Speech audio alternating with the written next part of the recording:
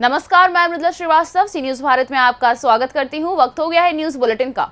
Bulletin में खबरों की शुरुआत करेंगे और जानेंगे कहां कार्य बहिष्कार कर पदाधिकारी को हटाने की हुई मांग, कहां किसान नेता ने सीएम योगी को ट्वीट कर मुफ्त बिजली देने की मांग की, कहां खेलकूद प्रतियोगिता का हुआ आयोजन। ऐसी तमाम खबरों पर आइए विस्तार से करते हैं चर्चा। चतरा के जिला अवर निबंधन पदाधिकारी अमरजीत सिंह बल्होत्रा की कार्यशैली से क्षुब्ध दस्तावेज नवीस संघ के कार्य बहिष्कार कर दिया है। इतना ही नहीं, दस्तावेज नवीस संघ ने कहा कि जब तक तानाशाह निबंधन पदाधिकारी को हटाया नहीं जाएगा तब तक कार्य का बहिष्कार जारी रहेगा। बताते चले कि श्री बल्होत्रा महीने में अधिक से अधिक कार्यालय में 8 से लेकर 9 दिन ही समय देते हैं। ऊपर से काम कम और परेशान अधिक करते हैं। यही कारण है कि 1 सप्ताह से कार्य बहिष्कार जारी है, जिससे सरकार और विभाग को लाखों रुपए के राजस्व का नुकसान हुआ है। संघ के जिला अध्यक्ष विनय कुमार सिंह ने बताया कि पदाधिकारी के द्वारा भूमि निबंधन कराने के नाम पर दस्तावेजों को बेवजह परेशान किया जाता है।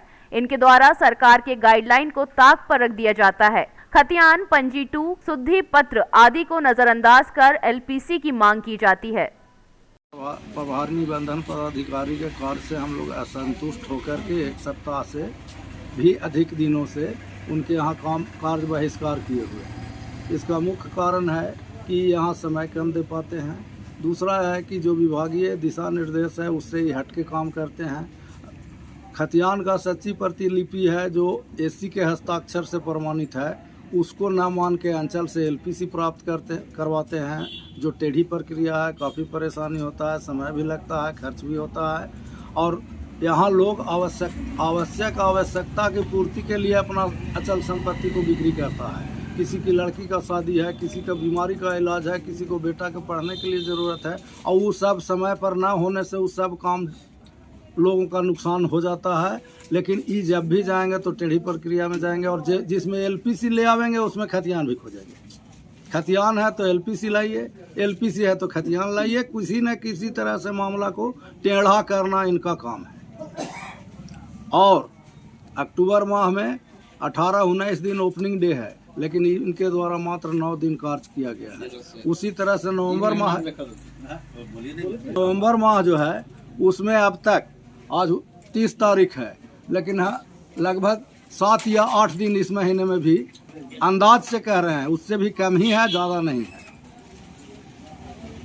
इस तरह से टाइम ही बहुत कम दे पाते हैं। कभी 3 बजे आते हैं, कभी 2 बजे आते हैं, और सवेरे भी आते हैं तो मीन में निकालते ही 1 घंटा रात जरूर करते हैं। कार्यालय का समय है 5 बजे तक, लेकिन 7 बजे तक भी रजिस्ट्री होते रहता है। मांग यही है कि जब तक इन वैकल्पिक, चाहे तो इनके जगह पर वैकल्पिक व्यवस्था जो भी हमारा जिला प्रशासन चाहे करे, और नहीं तो हमारा मुख्य मांग तो है कि हमारे यहाँ परमानेंट विभागीय पदाधिकारी का पदस्थापन हो, जो जिला अवर निबंधन कार्यालय होने के बावजूद भी लगभग 1 माह से खाली पड़ा हुआ है।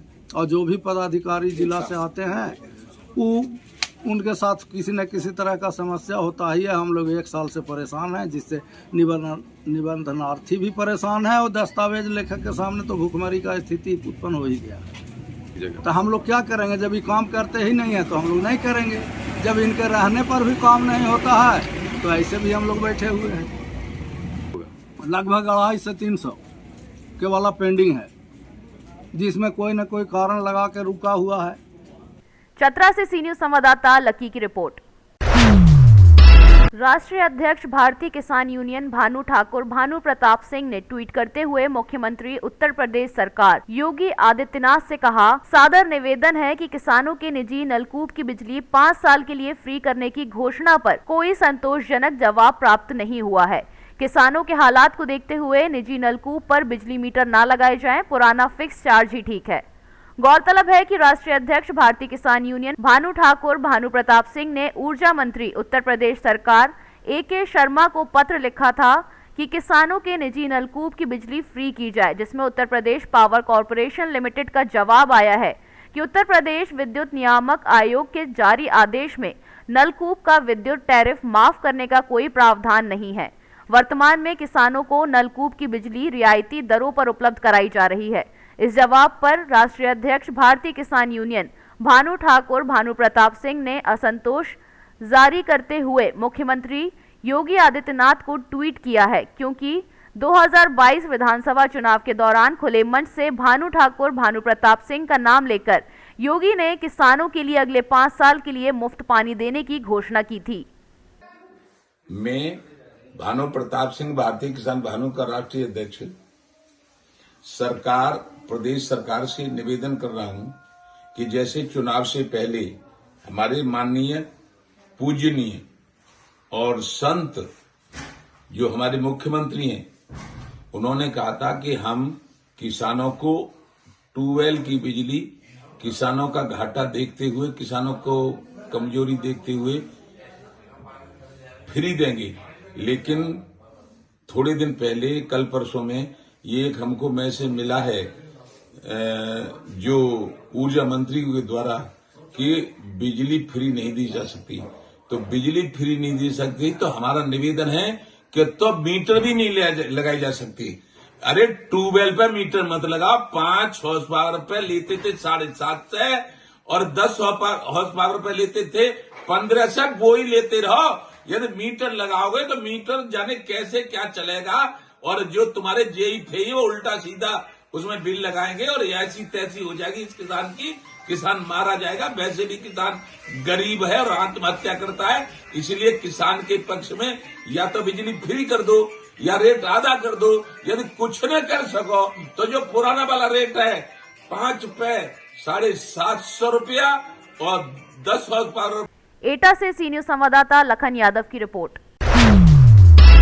झारखंड सरकार के द्वारा खेलो झारखंड कार्यक्रम के तहत मंगलवार को अनुसूचित जनजाति आवासीय उच्च विद्यालय के मैदान में 2 दिवसीय खेलकूद प्रतियोगिता का आयोजन किया गया। मौके पर कार्यक्रम का उद्घाटन बीडीओ अमित कुमार, जिला परिषद सदस्य प्रसाद भारती आदि लोगों ने संयुक्त रूप से दीप प्रज्वलित तथा फीता काट कर किया।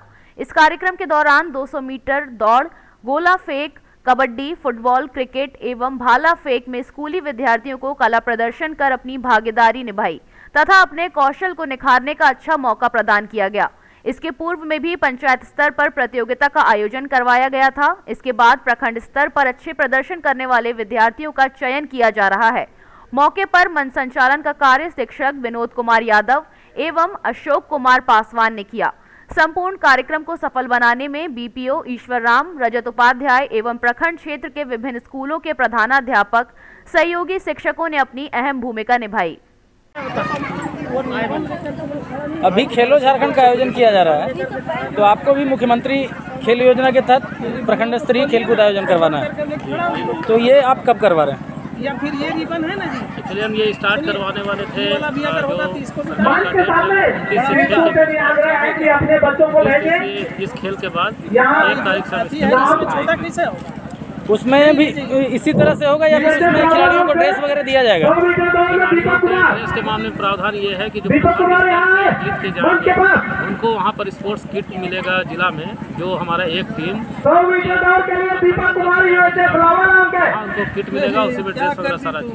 यहाँ पर उस तरह का कोई प्रावधान नहीं है और हम लोगों ने सारे खिलाड़ियों का नाप वगैरह